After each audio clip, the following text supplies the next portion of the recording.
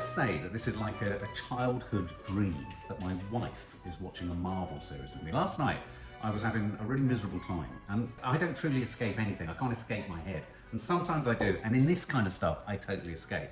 So it's quite nice being able to escape with you. I'm loving it. Yeah, it's really nice. And I don't know if you saw our review of the first episode, where we had both said that we were really uncomfortable. We loved everything about it, but we were really uncomfortable with the point when she turns into the She-Hulk. She suddenly has a tiny waist, she has these big boobs, and then lots of you thankfully, lots of you explain to us. Well, a lot of you said underneath our review for episode 1 that actually there's another sort of aspect to the way in which she becomes, if you like, hypersexualized in her shape when she becomes the She-Hulk, and that this feeds into a further narrative, because it's what we found already is very clever on the idea of the pressures of being a woman and accessing rage and fury and that alter ego. I love that. And managing the balance. The She-Hulk has worked for 20 years trying to find a way to contain, whereas she can just do it like that, because that's what we have to do as women. So there's some amazing, really feminist sort of tricks and tropes going on.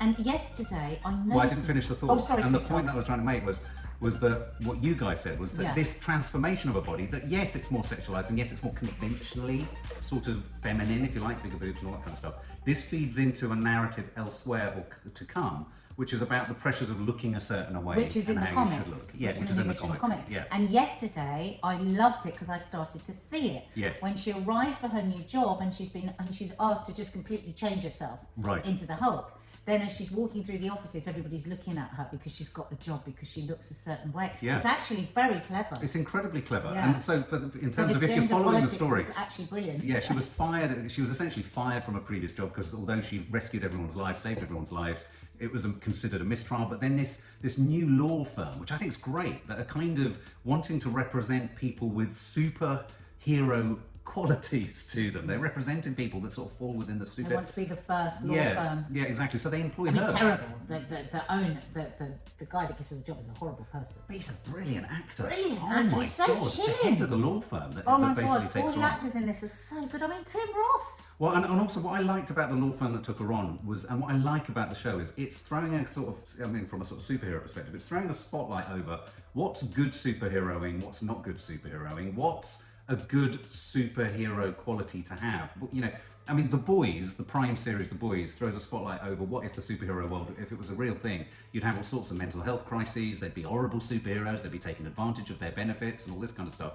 And this is, in a sense, Marvel's move on that territory. And by parking it in the world of law, where we all say this, don't we? Sometimes we say, how can those lawyers represent that person? They're unforgivable.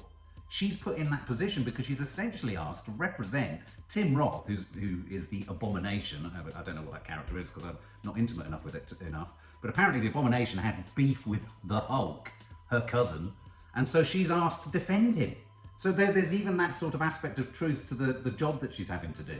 She's having to kind of step over herself. But you're right, even when she went to the prison, didn't they say something about the way she looked? You can't come in there like this. Yeah. And yet, at work, she'd been told that's how she has to look, which is what we face all the time, isn't it, as women? Yeah. So, I absolutely loved it. I mean, we got to the end of it, and I was like, oh, can we watch another one?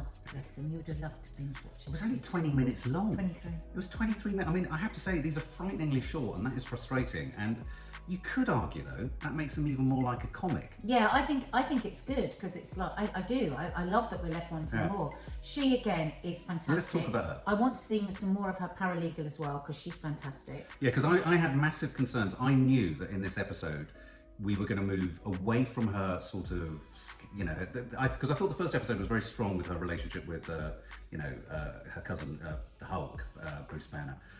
I liked all of that. Mark Ruffalo, that's what I'm grasping for. Yeah. I really liked all of that. And I was thinking, oh God, once we're in the kind of offices, is this going to sort of become a bit of a sort of, a bit of a kind of, you know, comedy light, not really working. But it's the strength of her friend, her paralegal. Well, we haven't seen much of her yet, but we know she's got promise. Yeah. But it's the strength of her. She is absolutely brilliant. Yeah. Well, yeah, all the actors, but of course she's the lead. Yeah. And she is Tatiana Maslany. So believable. I actually believe that she turns into a She-Hulk, even though the CGI is so CGI-y. But she's playing out... with the CGI? The CGI is ghastly. And the series has come in for a lot of stick. And in fact, I think I may have seen online somewhere, there were issues with some of the team that have worked on it, I think, insofar as they felt that it was rushed. and that they weren't able to finish it off. And I think what's happened, which is really bad, and this is really bad for Marvel, is you need believability to that in order to really amplify.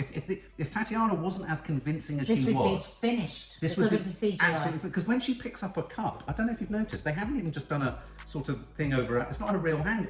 Doesn't look like it goes up properly. I mean, it's absolutely awful. But then I was thinking, Weird. It's really bad. you know, Maddie talks about her music and she wants lo-fi. Lo-fi. Well, she doesn't. Yeah.